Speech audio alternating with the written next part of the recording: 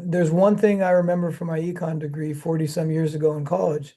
That's the supply and demand curve. And when the supply is inelastic, it's hypersensitive to changes in demand one way or the other.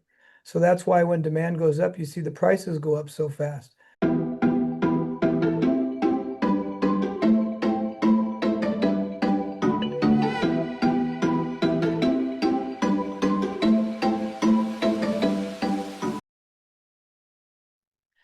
Housing availability and affordability continue to be important issues across Washington. Today, I'm joined by Brian Holtzclaw to explore how subdivision regulations shape the development process and how that process can influence housing supply and predictability. Hello, Brian. Thanks for coming on with us today. Hey, Jeff, good to be here. Hey Brian, great to Hey, see you. Ari. Good to see you. So, Brian, before we get into the House bills, explain to us how zoning and subdivision involved in Washington and how that, what it was originally designed to do.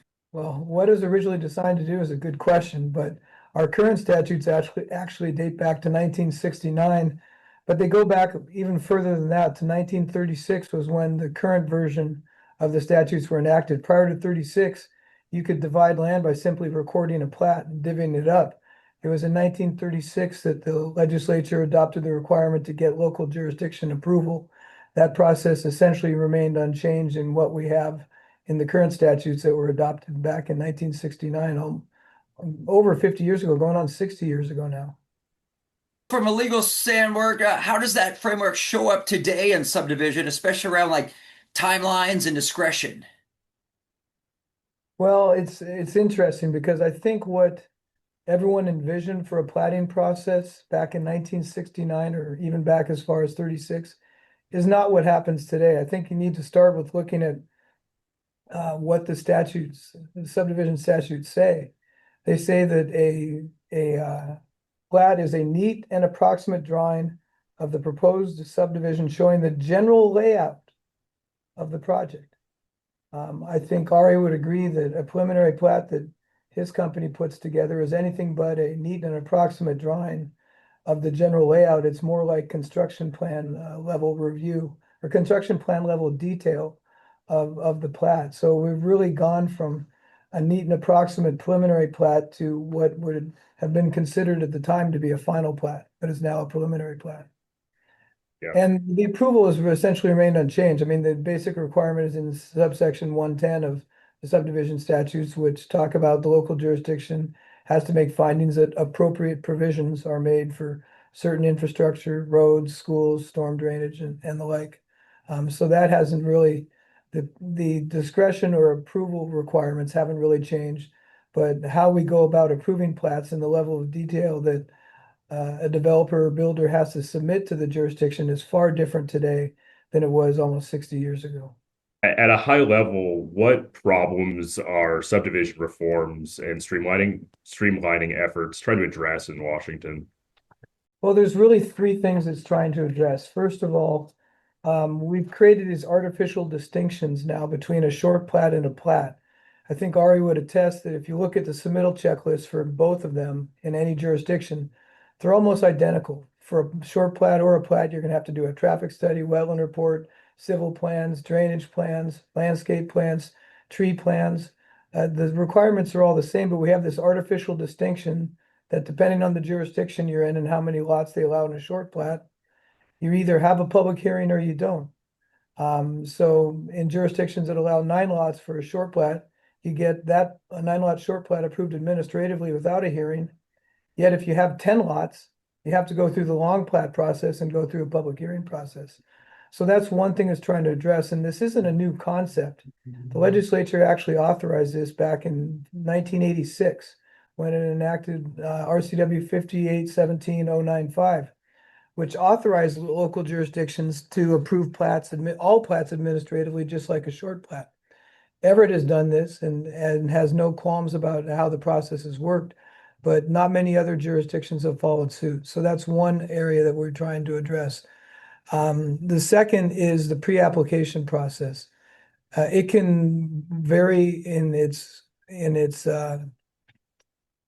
benefits from jurisdiction to jurisdiction. In some jurisdictions, it's very helpful to the applicant to have some questions answered so that they can adjust their plans accordingly when they come to submit their application.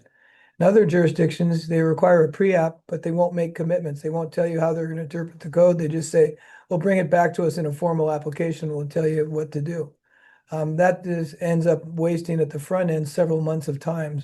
So we're trying to put some definition as to what the pre-application process, if it's going to be required, should entail. And then the third element is the backside, the concurrent review of the engineering plans. That gets to the level of detail that's now required for plats. It's far from a neat and approximate. So some jurisdictions allow for concurrent review. It's not consolidated.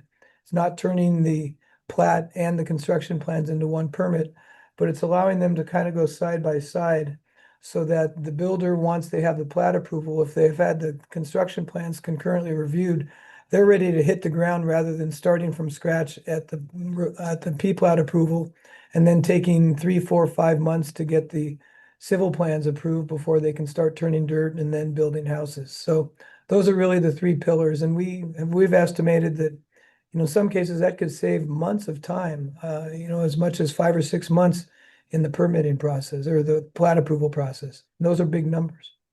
You kind of addressed a little bit of this, but from your legal viewpoint, what are the biggest bottlenecks and how do HB 1818 and SB 5633 address some of this and drive a little bit of that predictability and efficiency in the development process? Yeah, again, I don't think 1818, it was the one that got the most attention last year for some reason, and I know Representative Penner has reintroduced it. I'm skeptical it'll get a hearing. I think the vehicle will likely be 5633, and we're hopeful we'll get it out of committee after the hearing tomorrow. But again, it goes back to those 3 points. I think the legislature got a bit scared last year because when I sat down to put this bill together, we saw this as a chance to comprehensively update the subdivision statutes. There's a lot of inconsistencies with provisions of timelines under the subdivision statutes and what now is required under 3670B. So we were attempting to just do an overall cleanup. That unfortunately creates a long bill, and long bills create confusion for the legislature, even if the substance of it is pretty narrow and pretty simple. But it really goes back to those three pillars that I talked about: administrative approval, defining what has to be provided for in the pre-app process, and encouraging jurisdictions to provide for and allow for concurrent review if the applicant chooses to have their construction plans processed concurrently. Can you speak a little bit to why subdivision reform is an important lever for increasing housing supply and in turn affordability?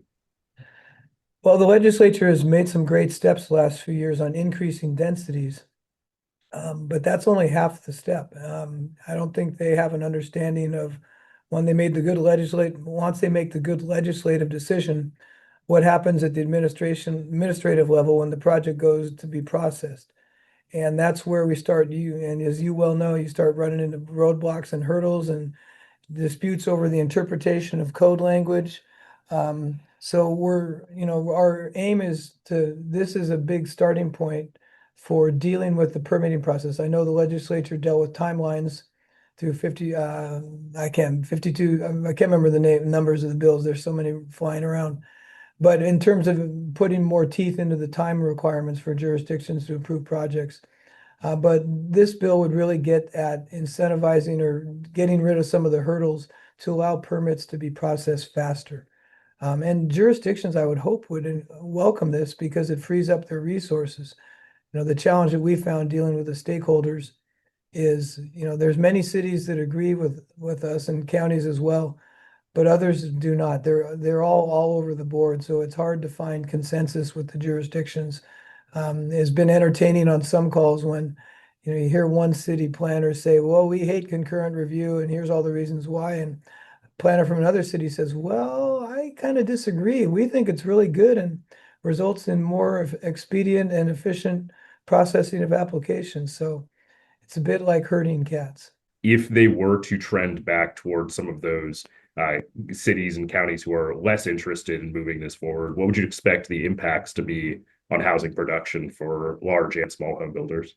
Well, again, this, you can't get under state law, you can't sell a house until the final plat's recorded. So if you can't get the P plat approved, so you can start construction of the horizontal land improvements to get to the point where you can go vertical and build the houses and close on them, you're just delaying when that housing gets to market. Going back to your earlier question, why this is important, we've put artificial constraints through the GMA on where we can build. Not debating that in this conversation. It is what it is, but we've limited to trying to direct all residential growth to the UGAs where possible.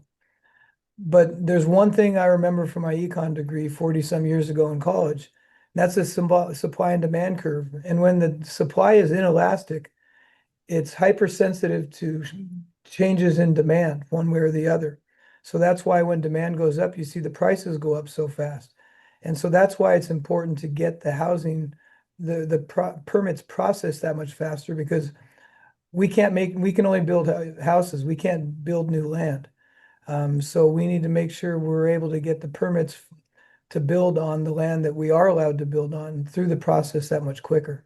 So, Brian, tell us a little bit more about your background and how you went into the legal profession. Well, for some reason in college, I'd end up in law school. I just didn't know when. I took a couple years off after law school and rode my bike a lot and did triathlons before I went back to school.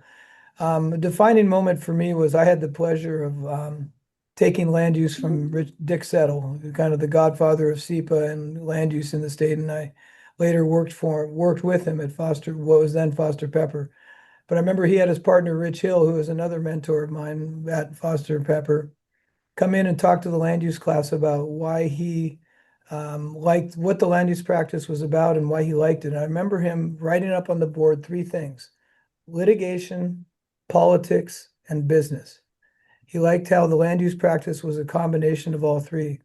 And that really resonated with me. It was funny. I had lunch a couple of years ago with Rich around the time he was retiring, and I told him about that, and he doesn't remember it, but I vividly do. And my career has kind of mirrored that. I spent 9 years in private practice in Seattle with two different firms before I went in-house with a developer builder in Snohomish County. Worked there for 21 years, and during that time was active with master builders. And then 2 years ago, I had the opportunity to come in-house with master builders, and here I am. And also kind of the other aspect of that is I just finished 12 years on the Mill Creek City Council, the last 5 as mayor. So, going back to Rich and his politics, litigation, and business, I got the business side working in the industry and working with master builders.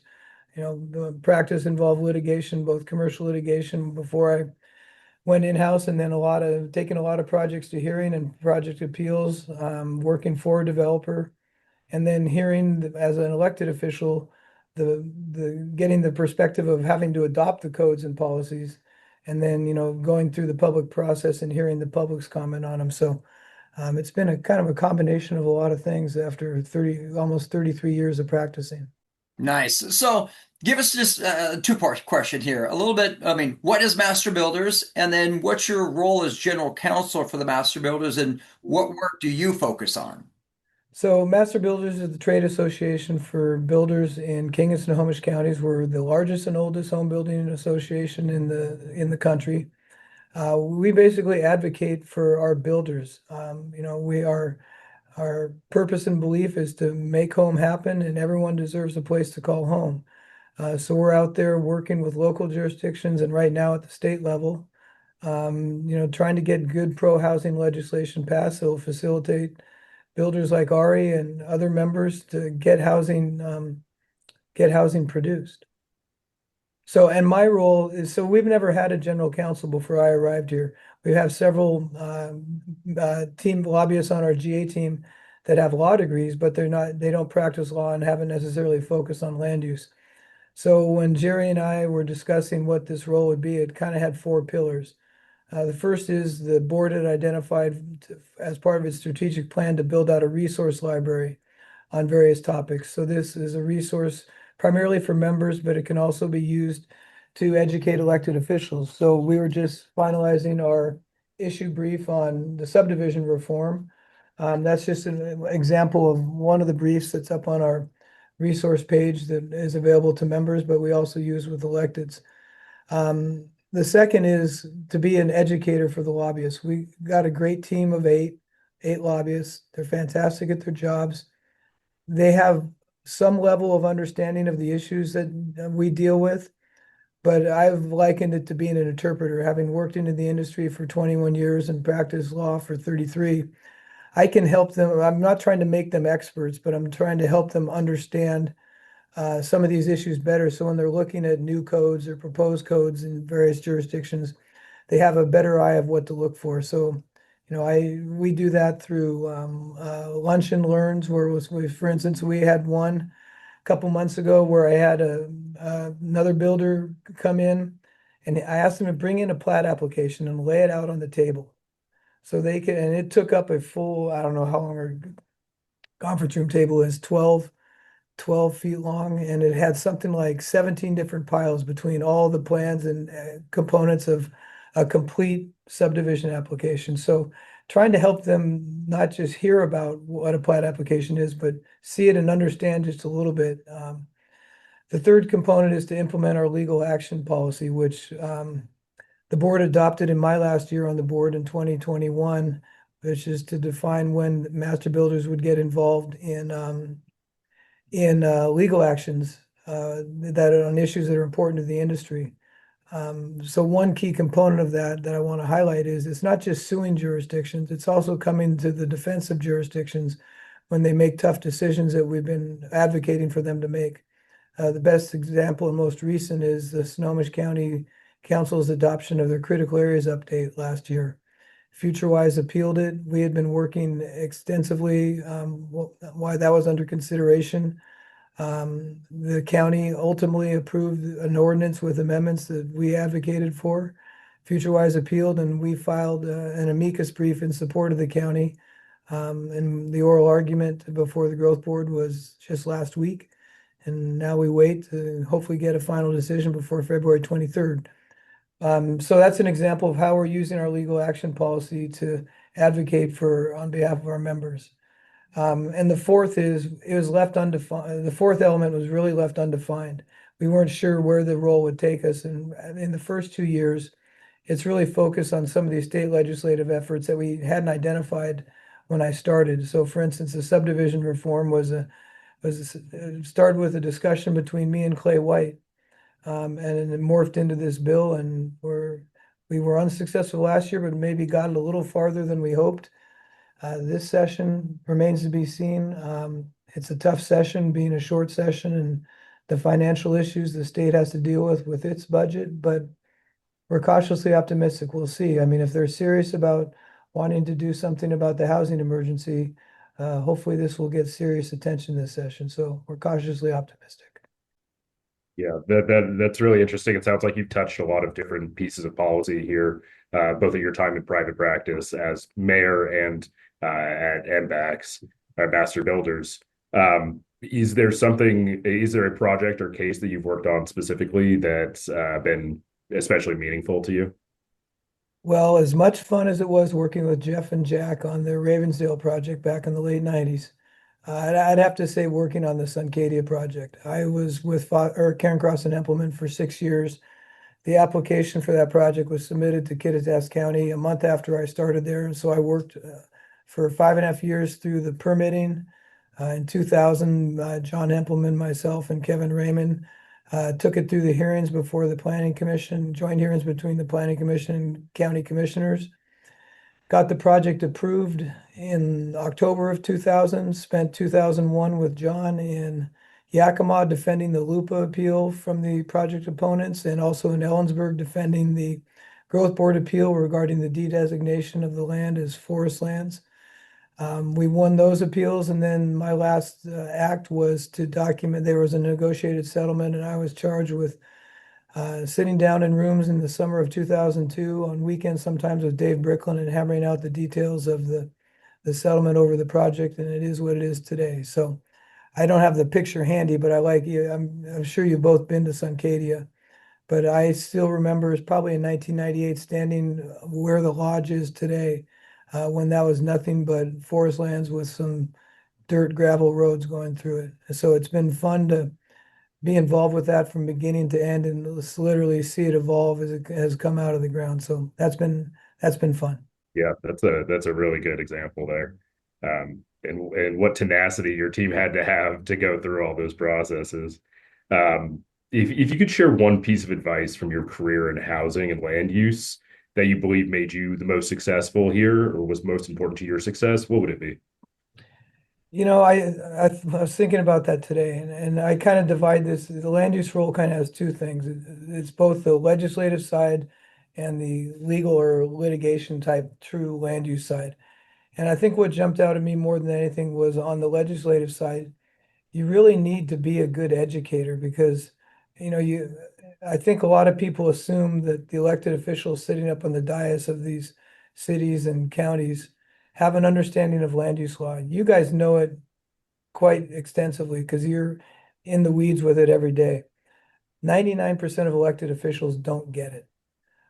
So when you're there advocating for uh, changes in or adoption of new codes or amendments to existing codes, it's really important to be able to educate them and you know it's the KISS principle, but you need to be able to do it to be effective because if they don't understand what they're being asked to do, then it's harder to get them, much harder to get them to yes.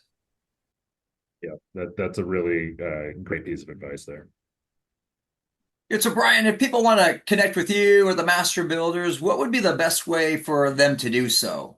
Probably the easiest way is just to go to mbax.com, mbaks.com, and that's our website. And there should be links to be able to reach me and anyone else on our staff. And if someone's interested in joining that doesn't happen to be a member, there's links to how they can find out information of what MBA has to offer for them. It's you know, I've worked with this association for 21 years and now for it for 2, and it's a great association. I love what we do. You know, I having been in the industry for as long as I was, you know, I know what it's like to go be on the inside when you're dealing with these swings in the real estate market, and it's the highs are too high and the lows are too low. I wish it was moderated in between, and I'm not sure where we're at now, but I think that's what gives me the passion for what I do here is, you know, I know that despite everyone trying to portray the builders as the black hats, you know, the people building the houses and trying to get these approved live in these communities. They're members of these communities. The last thing they wanted to see is anything negative or done to their communities. They're really trying to implement the policies and regulations the jurisdictions have adopted. So if the public doesn't like what's being built, complaining to the builders is the wrong party to claim to or to complain to. They need to be talking to their electeds to say, change the laws. We don't like what's being built. That's a fair point to consider. Brian, thanks for coming on with us today. I know I have a lot of students that will be looking for houses soon, and finding attainable housing will be very important to them. Thank you. It's a lot of fun doing this, and it's good reflecting on all these issues, and it's good preparation for my testimony at the Senate Local Government Committee hearing tomorrow. Absolutely. Yeah. Thanks very much, Brian. Appreciate you taking the time and best of luck tomorrow. Thanks, appreciate it.